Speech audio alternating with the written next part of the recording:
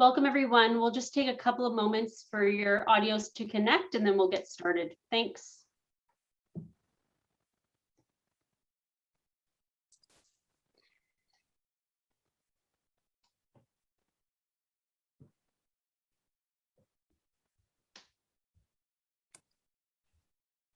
All right, hello everyone, and welcome to this week's edition of CanCOVID Speaker Series.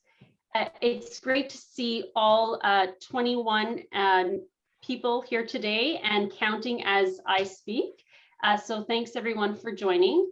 My name is Rosa Stalteri and I lead the research evaluations team here at CanCOVID.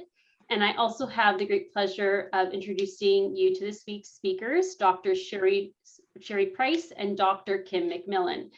Dr. Price is an affiliate scientist at IWK Health Center and a professor at the School of Nursing at Dalhousie University.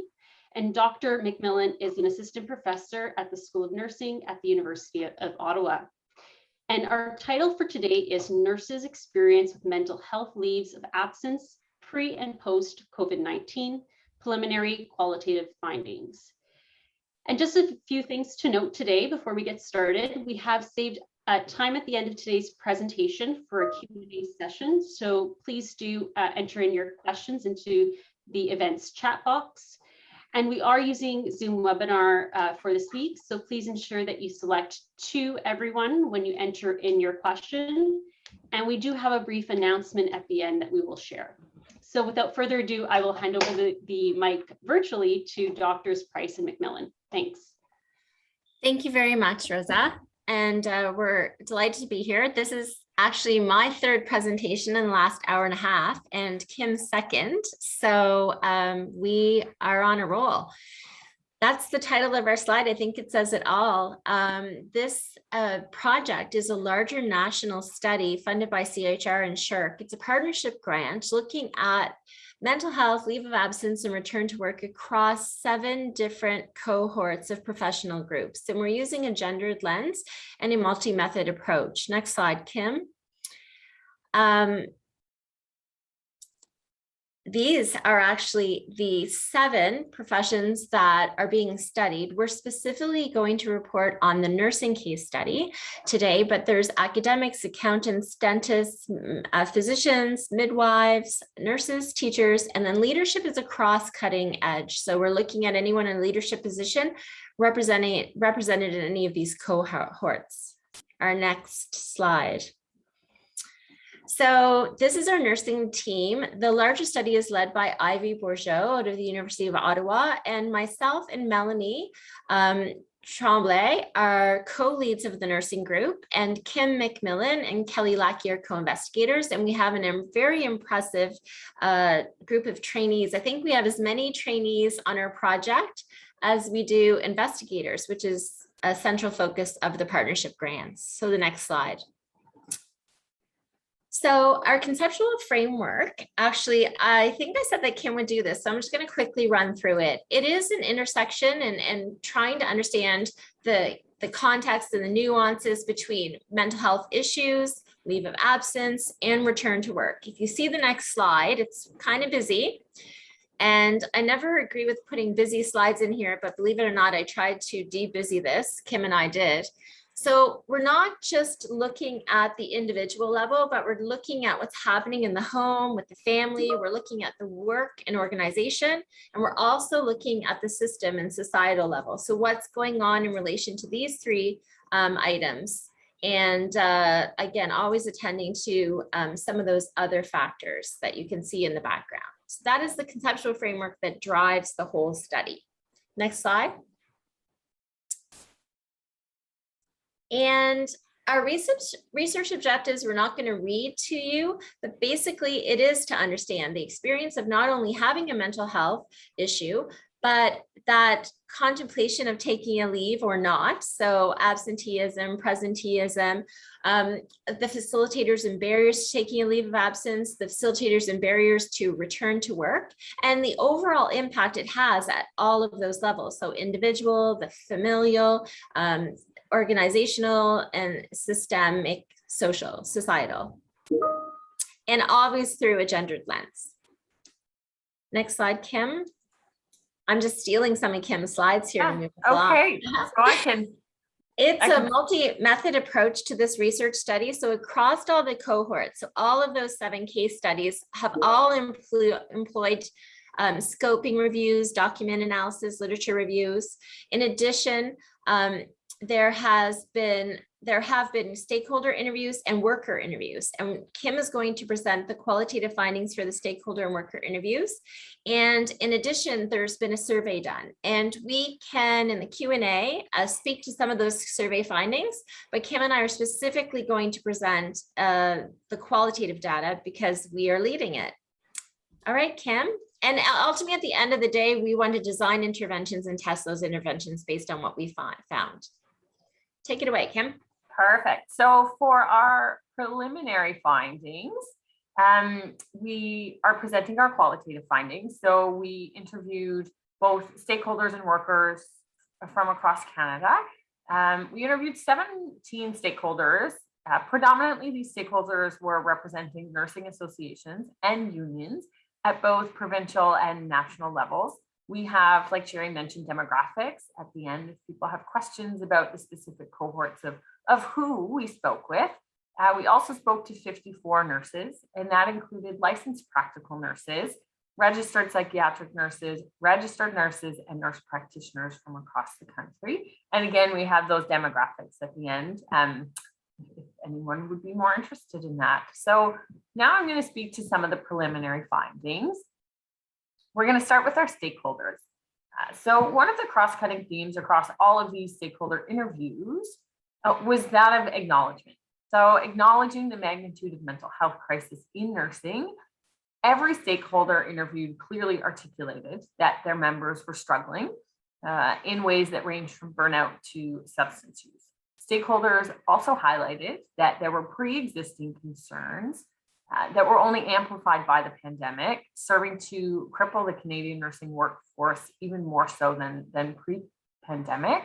Stakeholders were very clear about the broad sweeping implications of nurses' unmet mental health needs. They directly attributed these unmet needs to high levels of attrition, nurses leaving the profession. So stakeholders made note that leaving a work environment is often triggered by nurses feeling unable to meet their professional standards in the workplace, which of course fuels a plethora of mental health issues for nurses when they're not able to uphold those standards in their day-to-day work.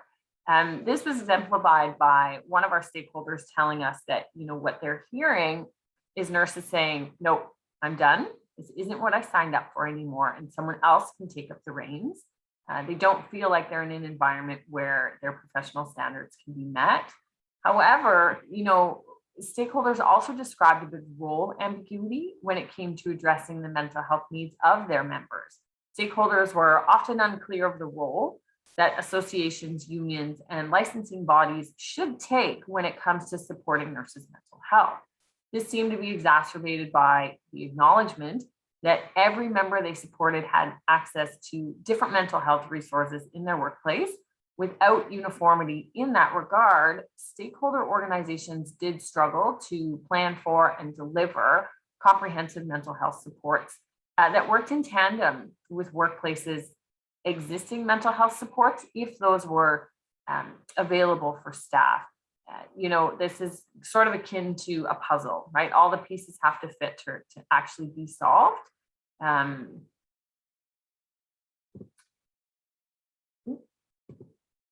So stakeholders at sort of both provincial and national levels made clear calls on workplaces to do a few things as it relates to nurses' mental health.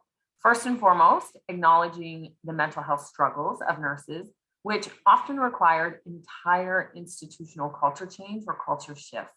Stakeholders also made a clear call on workplaces to provide effective, ongoing, and sustainable mental health support for all nurses, regardless of their point codes. So what came to light in the data was that although the nursing workforce has a large amount of part-time and casual employees, they often do not have the same access to workplace funded supports for mental health that some full-time nurses did, which creates a barrier to accessing mental health supports for a large proportion of the nursing workforce.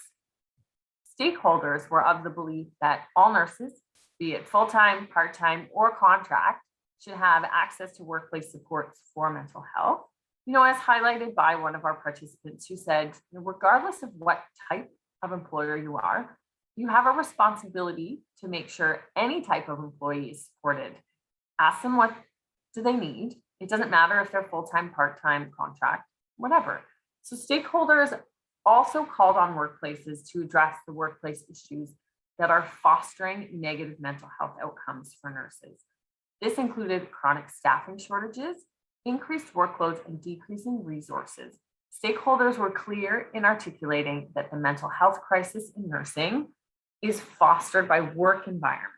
And to make any movement forward in addressing nurses' mental health in the country, these workplace environments needed to improve. And now I'll send it back to Sheri to discuss the worker interviews. Thank you, Kim. So I'm not sure. Next slide. So I don't know how many of you would have the same familiarity that Kim and I, both being nurses and having this intimate knowledge of the nursing workplace.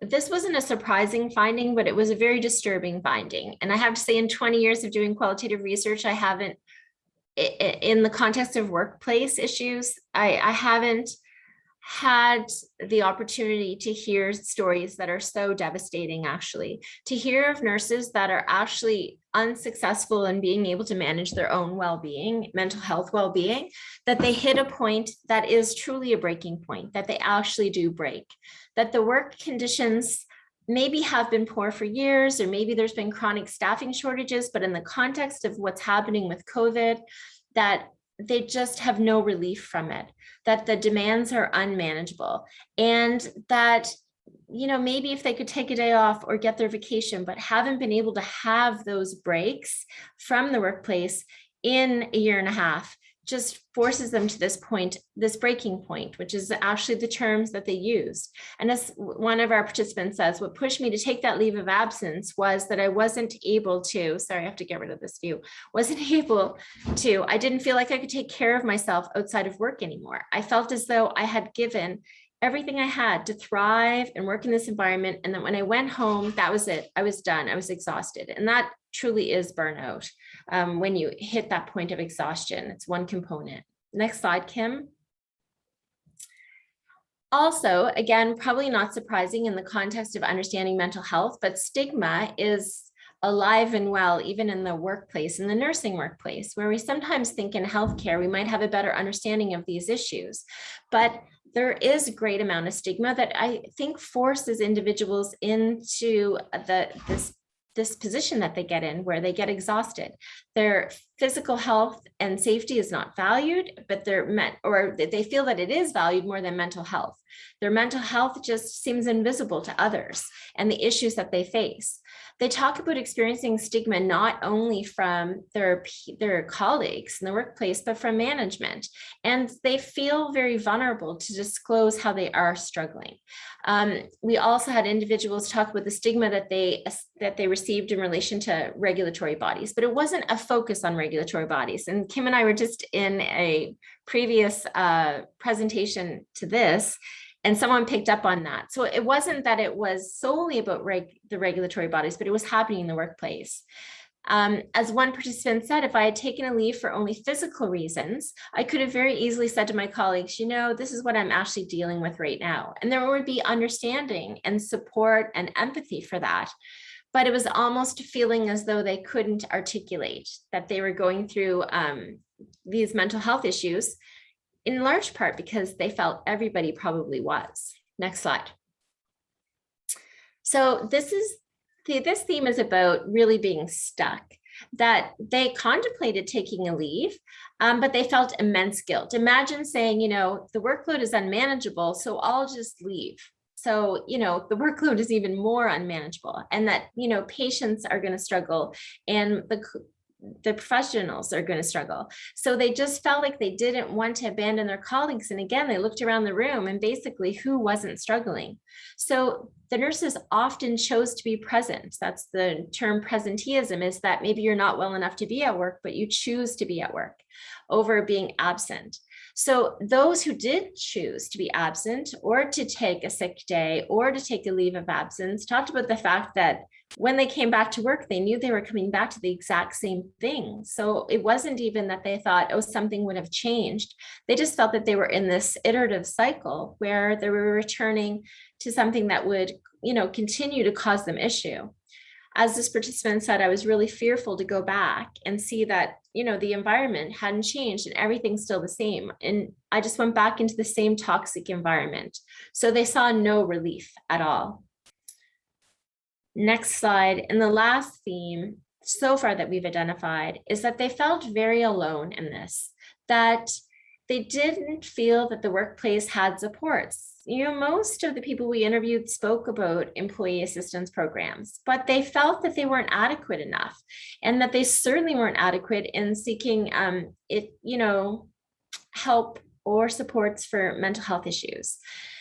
Often the nurses that we spoke to that did have a psychologist that they were speaking to, which they felt was really helpful in managing some of the distress that they were experiencing, so that they paid for that out of pocket. And that was something they had to seek out on their own. As one participant said, if you need mental health supports, you have to go and find it yourself, and I'm going to have to pay for it out of pocket. So there is a real acknowledgement that they were alone in getting their own help.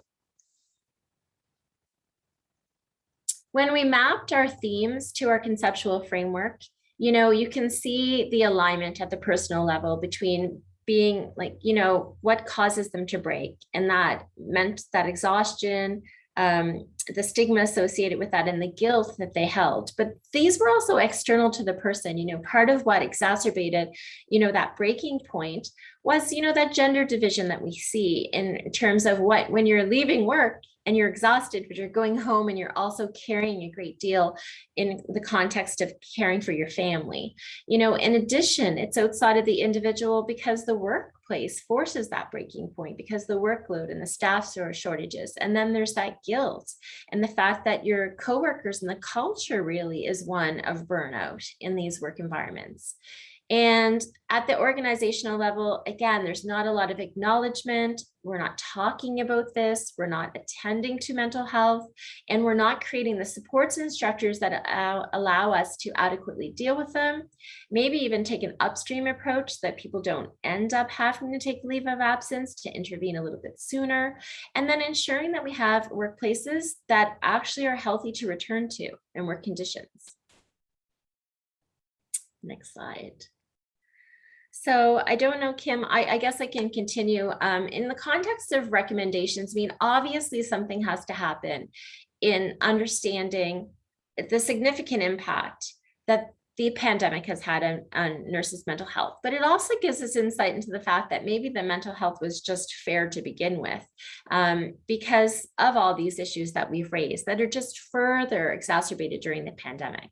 We need programs that not only intervene, proactively, like an upstream approach, but that they actually can help people return healthily to work. In the context of nursing work environments, we often see nurses go on a leave of absence for a physical ailment. And, there's a return to work that is gradual, that is supportive, that is aligned with ensuring successful return to work in a healthy way. We need to do that for mental health issues as well. And, as we said, there's kind of like a little Band-Aid here on a clock in this image here. Someone in our last session said, some of the solutions could be Band-Aids. Well, if you think of them as Band-Aids, but if you think of them as a comprehensive, multifaceted, multi-layered approach, there's not going to be one answer for very complex issues. They have to be really complex, multifaceted, multi-layered solutions as well. So I think we need to be really open-minded. We need to look outside of just the health sector, which is a great advantage of this study, is that we get to see across different cohorts, because we may learn something from a work environment for accountants, for instance, or in the business world that maybe we can employ in healthcare that we hadn't thought of, and vice versa. I think that's the end. So I think we do have time for our 10 minutes of questions. Sorry, Kim, I just kept going. You took all my slides. All right. Thanks both. Amazing presentation, and we'll just get right into the Q&A session. We have about 9 minutes for that. So our first question here is, I'm curious to know if it was difficult to recruit nurse participants for your interviews.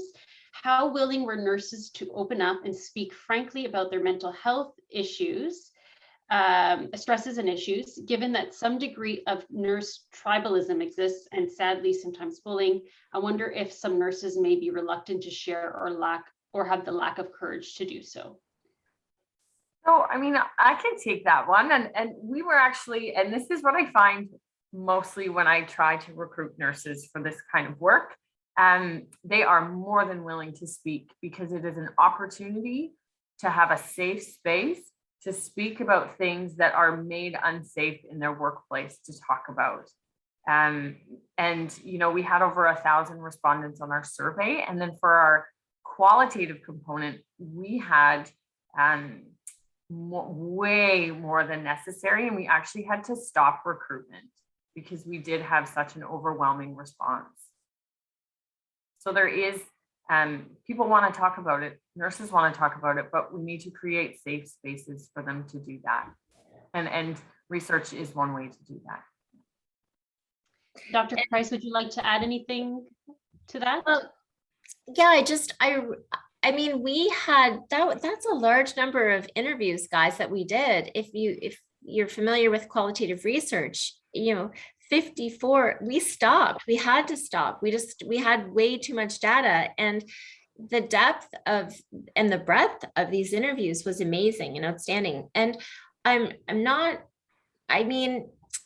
I don't think that there was a feeling that they would be judged. I was a cry for help, if anything, and a response to someone being interested and hoping that we would do something with the findings, which is the intent, that we will create interventions, which is part of this project as well. So we didn't get the sense at all that people were reluctant. And, with ethics, we have assurances of confidentiality. So I think that we created an environment, and they knew that they were nurses caring, like 4 nurses, they were nurses conducting this research. And I think that, as Kim alluded to, has always been our experience. Thank you so much. And the next question here we have is, as a member of the community, what can we do to support our healthcare workers? Well, first off, that is just like a beautiful question, because, as a healthcare professional myself, to have anybody even ask that question is just wonderful, because in the context of this pandemic, and this is what makes it really different, is that we're all recognizing that we are the people. We are all at risk in regards to this pandemic. And I think that there's a real opportunity for us to have empathy for one another, because everyone is struggling through this together. In the context of healthcare, usually there is this divide of the healthy health professional taking care of a patient who requires help.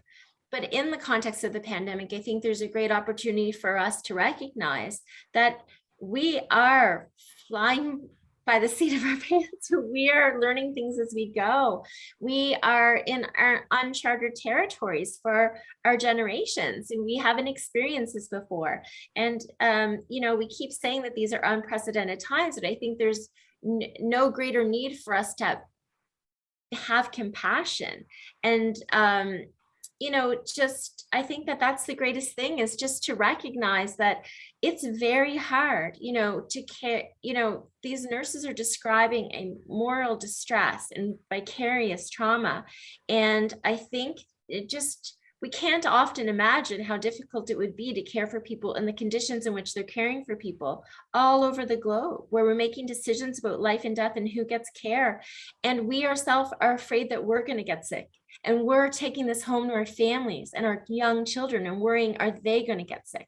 So I think that it's just a great time for compassion and kindness. I don't know, Kim? Yeah, exactly. I think just normalizing that we struggle, that like this whole, what gets me is this narrative that we are all heroes, and that denies us personhood, right? We're not heroes. That puts unreasonable expectations on us. We're humans that have chosen to work in healthcare. And so we still experience emotion. We still have breaking points. And so just supporting each other. I think it's Yeah, this whole notion of angels. I mean, that when Kim and I reject that image of nurses as called this calling where we're angels dropped from heaven to hold hands. I mean, it takes, it takes so much more. And to use that hero narrative, it just puts more pressure on nurses to perform. And to get us out of this pandemic, and that's unreasonable. Yeah, absolutely. And the next question actually here is I remember working at UHN some years ago. We did a review of nurse occupation incidents or hazards. There was overexertion and bodily injuries, but also violence, physical, verbal, from patients. In light of the aggression shown at some of our hospitals lately from protests, I wonder if violence from patients is increasing. I don't know if that's been well documented in the context of COVID. I mean, I certainly in the last few years, there has been, from an association standpoint, so from the union, specifically the nursing union, the National Nurses Union, CFNU, they have explored this topic. But in the context of COVID, I'm not sure. I do know that it is an issue, but I think it's always an issue when you're dealing with humans. I mean, people express emotions and they take things out on one another. I think it's like, how do we support each other and not normalize that, not say that it's okay? And how can we create stressors and supports that don't allow that? So, there's zero tolerance for that. And I think that we haven't done a great job in the workplace of that. I think that largely it's been hidden or accepted. And I think that the more we talk about things, I mean, that's why that tagline is so powerful. Let's talk. The more we bring it to surface and we talk about it, I think that, there's a great opportunity. I do know though, and Kim and I have read transcripts, or we have conducted interviews with nurses in this COVID study where they tell us that families are very frustrated with nurses because they're being kept away from their loved one. And so I think that there is a lot of aggression around those decisions. And when you talk about what can we do, I think we can be compassionate to understand that we're trying our best to protect everyone. And so sometimes that means keeping people apart. And that's, and as far as the rallies outside the hospitals, I really don't even want to give it much justice by even bringing it up. I think it's just ridiculous, that, and I think that nurses are able to compartmentalize that and say that, that's not personal. Mm-hmm. Yeah, I think all I have to add to that is just in terms of psychological safety at work, it has always been, and physical safety, it's always been evident to nurses that there is different kinds of violence in the workplace. And this is just but one example. And what I learned from sort of a different study during COVID was that, when we talk about what Sheri mentioned in terms of families getting frustrated and short with nurses, is that wasn't present in the sort of first and second wave, but as it dragged on, families were just over it. They were just, and the nurses are the first point of contact. And that's what always puts us in vulnerable population or vulnerable positions, is we spend the most time at the bedside of any healthcare providers. And so we're just there to take it.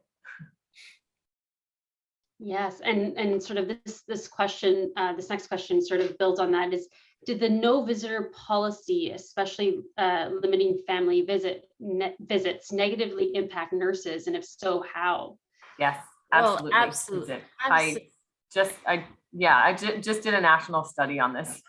It did. It just, not so much from that physical perspective. Like it wasn't until, so we did 3 rounds of data collection, and it wasn't until the 3rd round where, you know, this past winter, so 2021, that nurses felt like, you know, families are tired. They don't want these restrictions anymore. They're not as compassionate.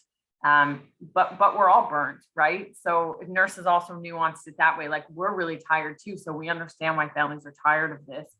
But it impacts them in really like moral ways. So the ethics of upholding the visitor restrictions was really hard for them, because I mean, the study that specific I'm speaking to was end of life care. So it was really, nurses were really ethically challenged in an already really, really difficult time in sort of the history of nursing. And you know, the different ideas at play, and it was really hard for nurses to uphold them in specific situations. It was really ethically challenging. Sheri.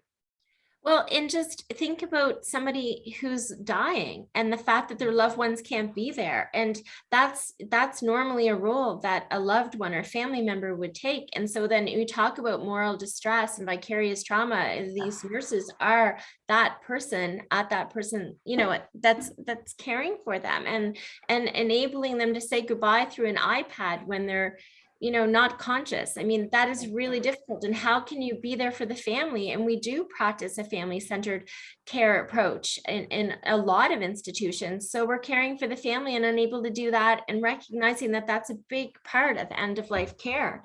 And that's what nurses are dealing with. Yeah, I had one participant tell me that these are the ghosts that will haunt me, right? And just not having the time to process it yet, and knowing that the decisions that nurse made will live with a family forever.